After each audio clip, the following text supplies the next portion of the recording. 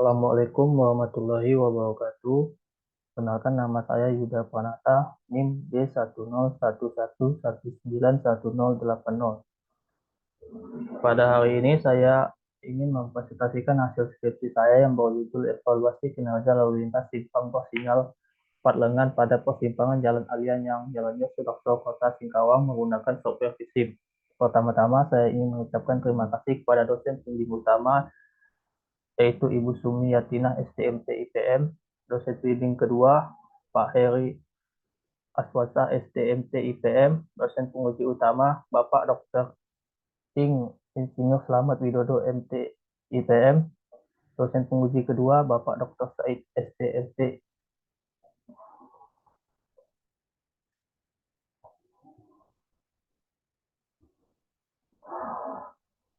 Adapun pembahasan yang akan saya presentasikan, yang pertama bab 1 pendahuluan, bab 2 penjauhan pustaka, bab 3 metodologi penelitian, bab 4 pengumpulan dan pengolahan data, bab 5 analisa dan pembahasan, bab 6 dan penutup. Bab pertama pendahuluan, latar belakang. Seiring bertambahnya waktu, jumlah penduduk di Kota Singkawang mengalami peningkatan setiap tahunnya, sehingga laju pertumbuhan jumlah kendaraan di Kota Singkawang mengalami peningkatan. Dengan meningkatnya jumlah kendaraan Kota Singkawang akan mengakibatkan berbagai masalah, salah satunya kemacetan di persimpangan jalan. Pada penelitian ini dilakukan pada persimpangan Jalan Alianyang, Jalan Yos Sudarso dengan simpang bersinyal 4 lengan. Adapun tata guna lahan pada persimpangan ini merupakan daerah komersial, kesehatan, pendidikan, dan pemukiman. Dapat dilihat sebagai berikut. Kemudian rumusan masalah. Yang pertama, bagaimana kinerja lalu lintas simpang bersinyal 4 lengan pada persimpangan Jalan Alianyang, Jalan Yos Sudarso, Kota Singkawang, kondisi existing tahun 2023. Kedua, bagaimana kinerja lalu lintas simpang bersinyal 4 lengan pada persimpangan Jalan Alianyang, Jalan Yos Sudarso, Kota Singkawang, kondisi proyeksi 5 tahun dan 10 tahun. Atau tahun 2028 dan tahun 2033. Ketiga, apa alternatif penanganan terbaik berdasarkan hasil dari berbagai alternatif penanganan. Tujuan penelitian. Untuk mengetahui kinerja lalu lintas simpang bersinyal 4 lengan, Jalan Alianyang, Jalan Yus Sudarso, Kota Singkawang, kondisi existing tahun 2023. Yang kedua, untuk mengetahui kinerja lalu lintas simpang bersinyal 4 lengan, Jalan Alianyang, Jalan Yus Sudarso, Kota Singkawang, kondisi proyeksi 5 tahun dan 10 tahun, tahun 2008 dan tahun 2033. Yang ketiga, untuk memperoleh alternatif penanganan terbaik berdasarkan hasil dari berbagai alternatif penanganan. Kemudian batasan masalah. Yang pertama, evaluasi kinerja simpang bersinyal 4 lengan hanya akan dilakukan pada persimpangan Jalan Alianyang, Jalan Yos Sudarso, Kota Singkawang.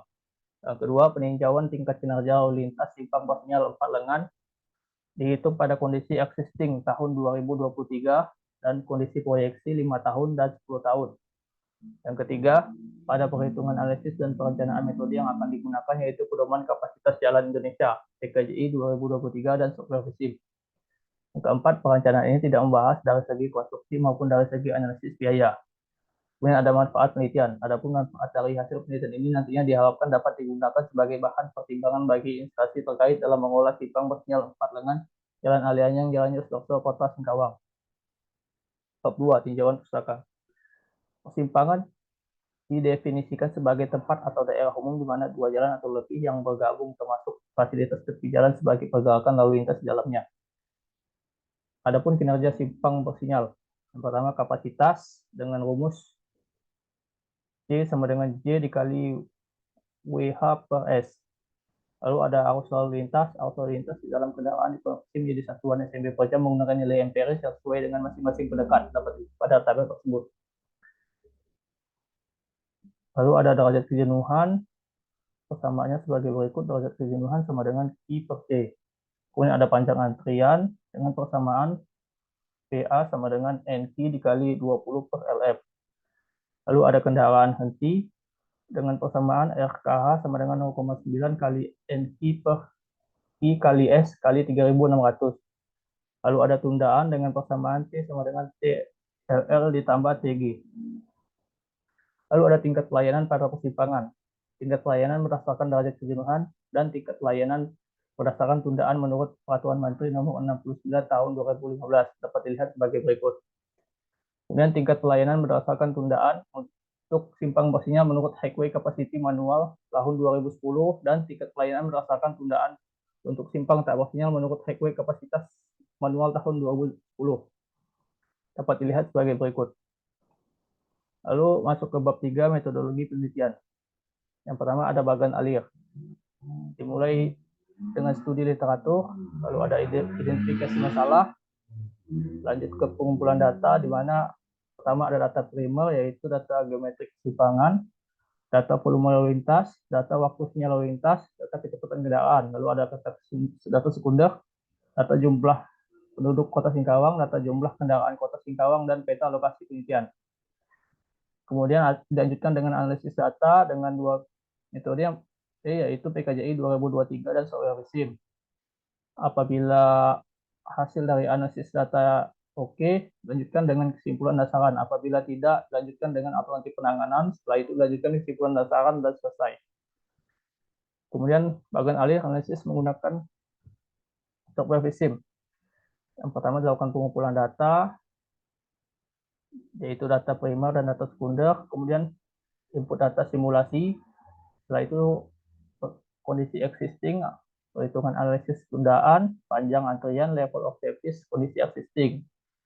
Apabila tidak, dilakukan analisis tundaan panjang antrian, level of service dengan berbagai alternatif perbaikan, yaitu pengaturan waktu siklus, pengaturan belok kiri jalan terus, pelebaran ruas jalan, perencanaan bundaran.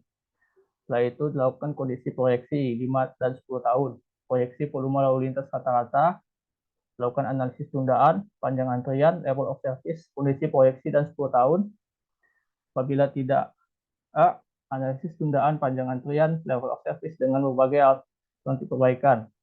Pertama, pengaturan waktu siklus, pengaturan belok kiri jalan terus, pelebaran ruas jalan, pelebaran bundaran. Setelah dilakukan itu, pemilihan alternatif penanganan kondisi existing dan proyeksi, lalu hasil dan kesimpulan. Kemudian bagian alir analisis menggunakan PKJI 2023. Uang lebih sama, pengumpulan data, data primer dan data sekunder. Setelah itu dilakukan analisis data pada kondisi existing, penentuan waktu siklus, analisis kapasitas, tundaan, peluang antrian, level of service, kondisi existing. Apabila tidak, dilakukan analisis panjang antrian, level of service, kondisi existing dengan berbagai alternatif seperti pengaturan waktu siklus, pengaturan belok kiri jalan terus, pelebaran ruas jalan, perencanaan bundaran. Kemudian pemilihan alternatif penanganan, lalu kesimpulan dasaran. Lalu ada lokasi penelitian. Lokasi penelitian ini berada di Jalan Alianyang, Jalan Yosuarso, Kecamatan Singkawang Barat, Kota Singkawang, Kalimantan Barat. Berikut adalah peta lokasi penelitian. Lalu ada ruas jalan lokasi penelitian. Dapat dilihat sebagai berikut. Ini metode survei. Jenis-jenis survei. Pertama, survei geometrik dan kondisi simpang, survei sinyal lalu lintas, survei volume lalu lintas, survei kecepatan kendaraan. Lalu waktu survei pengambilan data volume kendaraan dilakukan selama 3 hari, yaitu Sabtu, Minggu, dan Senin pada pukul 6 sampai 18 waktu Indonesia Barat dengan bantuan alat CCTV. Metode analisis data ada dua. Yang pertama, pedoman kapasitas jalan Indonesia PKJI 2023. Output dari PKJI 2023 yaitu kapasitas, tarif kejenuhan, tundaan, dan panjang antrian.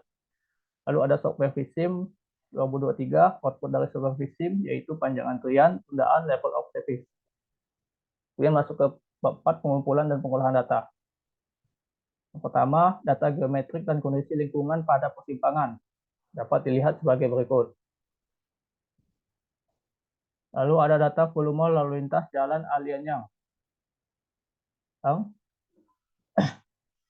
dengan jumlah volume lalu lintas tertinggi yaitu 524 kendaraan. Lalu ada data volume lalu lintas jalan Yosudarso 2 dengan jumlah kendaraan tertinggi yaitu 477 kendaraan. Lalu ada data volume lalu lintas jalan Alianyang 2 dengan jumlah kendaraan tertinggi yaitu 369 kendaraan. Lalu ada data volume lalu lintas jalan Yosudarso dengan jumlah kendaraan tertinggi yaitu 221 kendaraan. Kemudian total data volume lalu lintas pada hari Sabtu, Minggu, dan Senin. Dengan didapat jam puncak yaitu pada hari Sabtu dengan total kendaraan yaitu 1.576 kendaraan. Lalu ada data volume lalu lintas pada kondisi existing tahun 2023 dan kondisi proyeksi 5 tahun dan 10 tahun pun dengan volume jam puncak. Dapat dilihat sebagai berikut. Kemudian data waktu siklus lampu lalu lintas dengan total waktu siklus yaitu 94 detik. Dapat dilihat sebagai berikut. Kemudian data kecepatan kendaraan dapat dilihat sebagai berikut. Lalu ada data jumlah pertumbuhan penduduk dan persentase angka pertumbuhan penduduk Kota Singkawang. Contoh perhitungan persentase angka pertumbuhan penduduk pada tahun 2018-2019 dengan persamaan seperti di bawah ini. Yaitu I sama dengan PN dikurang P0 per P0 dikali 100% didapat I sama dengan 1,76%. Untuk tahun-tahun selanjutnya dapat dilihat pada tabel sebagai berikut. Lalu data jumlah pertumbuhan penduduk pada tahun rencana didapat pada tahun 2023 yaitu 247.453 penduduk. Untuk tahun 2028 279.681 penduduk. Lalu 2033 yaitu 316.107 penduduk. Kemudian data jumlah kendaraan dan persentase angka pertumbuhan kendaraan Kota Singkawang dapat dilihat pada tabel berikut. Lalu masuk ke bab 5, analisis dan pembahasan. Kondisi existing. Contoh perhitungan pada ruas jalan Alianyang. Yang pertama, kapasitas didapat 501 SMP per jam. Lalu ada derajat kejenuhan didapat 1,05. Lalu panjang antrian didapat 77,46 meter. Lalu ada rasio kendaraan henti didapat 1,32 SMP per jam. Kemudian tundaan didapat 85,40 detik per SMP. Kemudian rekapitulasi hasil perhitungan kondisi existing. Yang pertama PKJI dengan tingkat pelayanan simpang yaitu loss F. Lalu ada software VSIM 2023 dengan tingkat pelayanan simpang yaitu loss D.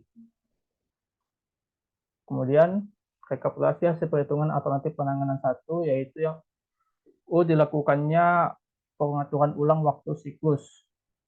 Didapat pada metode PKJI tingkat pelayanannya yaitu loss E, sedangkan software VSIM 2023 didapat tingkat pelayanannya yaitu loss D.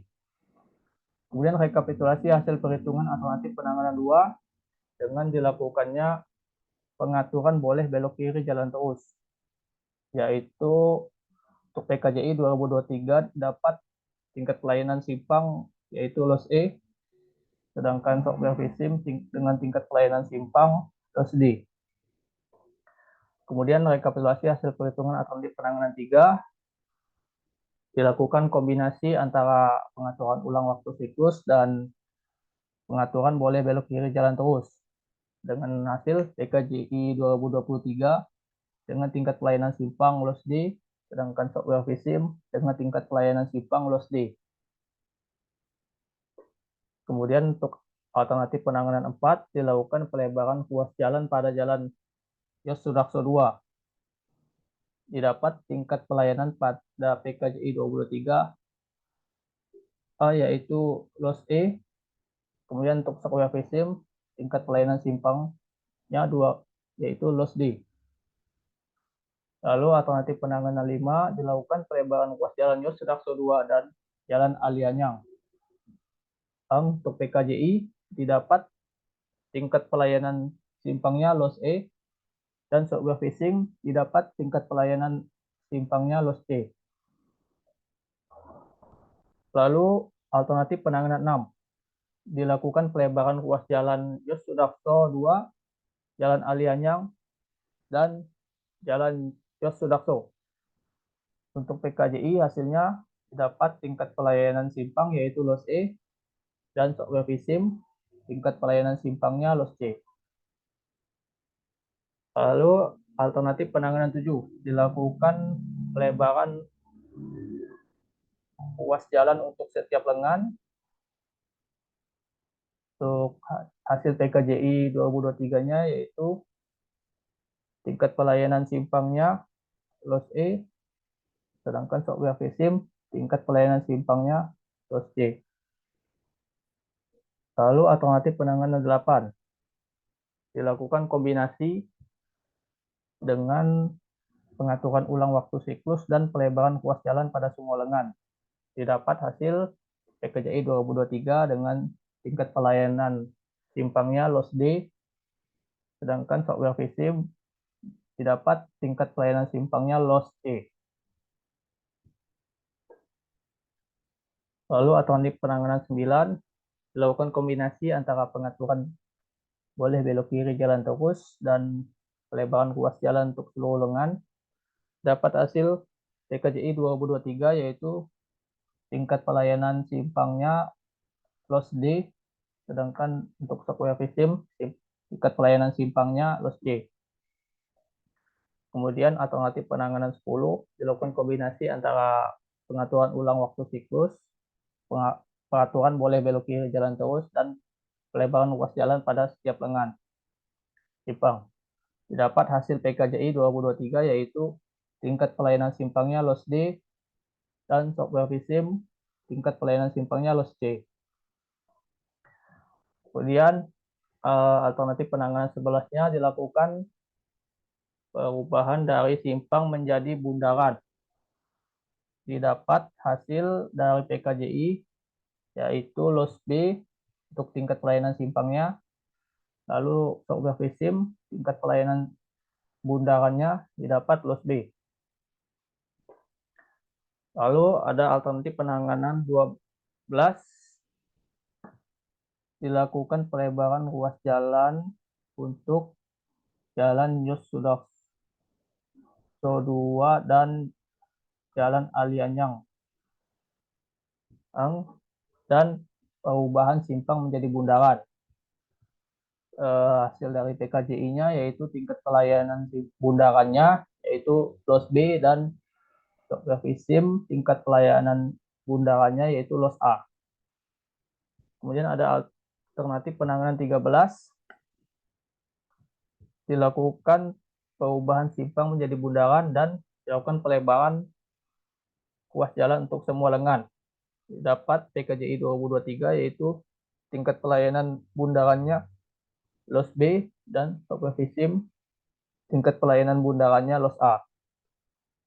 Untuk kondisi proyeksi 5 tahun dilakukan dengan alternatif yang sudah dianggap sudah baik, yaitu alternatif penanganan 10, alternatif penanganan 11, 12, dan 13. Alternatif penanganan 10 didapat hasil tingkat pelayanan simpangnya LOS C. Alternatif penanganan 11 didapat hasil tingkat pelayanan bundarannya LOS C. Lalu alternatif penanganan 12 didapat hasil tingkat pelayanan bundarannya LOS C. Alternatif 13 tingkat pelayanan bundarannya LOS A. Lalu kondisi proyeksi 10 tahun. Alternatif penanganan 10-nya didapat hasil tingkat pelayanan simpang LOS C. Alternatif penanganan 11-nya didapat hasil tingkat pelayanan bundaran LOS D. Lalu ada alternatif penanganan 12, tingkat pelayanan bundarannya yaitu LOS C. Alternatif penanganan 13, tingkat pelayanan bundarannya LOS B. Kemudian bab 6 penutup. Kesimpulan dari hasil kinerja simpang bos jalan 4 lengan, Jalan Alianyang, Jalan Yos Sudarso dapat diambil kesimpulan sebagai berikut. Pertama, hasil survei volume lalu lintas yang puncak pada simpang bos jalan 4 lengan, Jalan Alianyang, Jalan Yos Sudarso yaitu pada hari Sabtu 26 Agustus 2023 pada pukul 17 sampai 18 waktu Indonesia Barat. Kedua, hasil evaluasi kinerja pada kondisi existing menggunakan PKJI dan software VSIM sebagai berikut. Lalu yang ketiga, dikarenakan hasil dari analisa kinerja simpang dinilai kurang baik, maka dilakukan beberapa alternatif penanganan, yaitu yang pertama pengaturan ulang waktu siklus, yang kedua pengaturan belok kiri jalan terus untuk sebuah lengan, yang ketiga kombinasi pengaturan ulang waktu siklus dan pengaturan belok kiri jalan terus,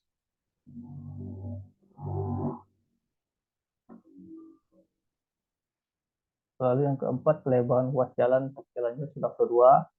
Kelima, pelebaran ruas jalan pada Jalan Ali Anyang dan Jalan Yos Sudarso 2. Yang keenam, pelebaran ruas jalan pada Jalan Yos Sudarso dan Jalan Sudarso 2 dan Jalan Ali Anyang. Yang ketujuh, pelebaran ruas jalan pada semua lengan simpang. Kedelapan, kombinasi pengaturan ulang waktu tikus dan pelebaran ruas jalan pada semua lengan.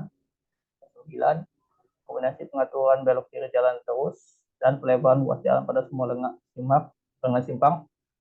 Yang ke-10, kombinasi pengaturan ulang waktu siklus, pengaturan belok kiri jalan terus dan pelebaran ruas jalan pada semua lengan. 11, perubahan simpang bersinyal menjadi bundaran. 12, perubahan simpang bersinyal menjadi bundaran dan pelebaran ruas jalan pada Jalan Ali Anyang dan Jalan Yusuf. Yang ke-13, perubahan simpang bersinyal menjadi bundaran dan pelebaran ruas jalan pada semua lengan. Lalu berdasarkan alternatif penanganan yang sudah dianalisis, didapat alternatif penanganan terbaik adalah alternatif penanganan 13, yaitu perubahan simpang bersinyal menjadi bundaran dan pelebaran ruas jalan pada semua lengan. 5. Hasil evaluasi kinerja simpang pada USI Existing dengan penanganan alternatif baik menggunakan PKJI 2023 dan solusi sebagai berikut. Didapat hasil dengan metode PKJI 2023 untuk derajat kejenuhan tertinggi yaitu 0,5, peluang antrian yaitu 6 sampai 13%, tundaan yaitu 7,81 detik per SMP, tingkat pelayanan yaitu loss B.